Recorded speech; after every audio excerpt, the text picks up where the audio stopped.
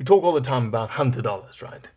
But rarely do we show it. As hunters and shooters, we rarely show the impact of our activities on the landscape.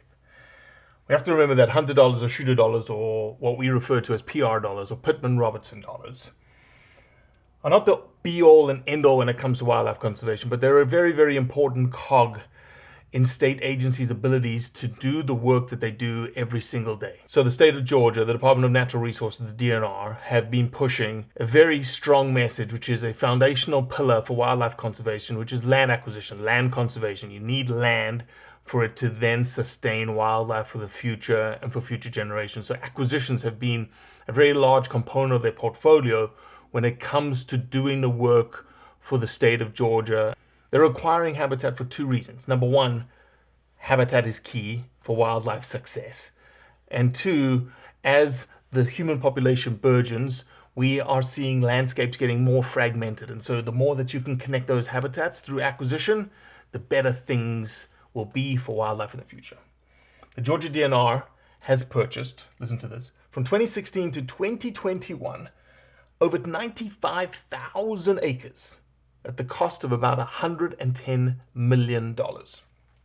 When you look at that number, about 15% of that number, 16.5 million, actually came from PR.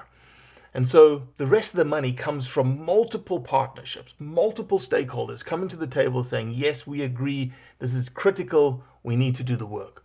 So PR is not the be-all and end-all of wildlife conservation, as I said before.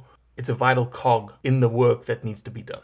However, where PR dollars really come to bear is in the management. You can buy all the land you want, but if you cannot manage it, if you cannot manage it to function the way that it's supposed to function for that wildlife, then there's really no point. That's where Pittman-Robertson dollars come to bear for the states. Those PR dollars are putting boots on the ground, they're putting the proverbial shovel in the ground to do the management work. So let me talk to you about that management aspect. The latest acquisition by Georgia DNR is Ceylon WMA. They just purchased about 3,000 acres, making the property about 16,000 acres in total.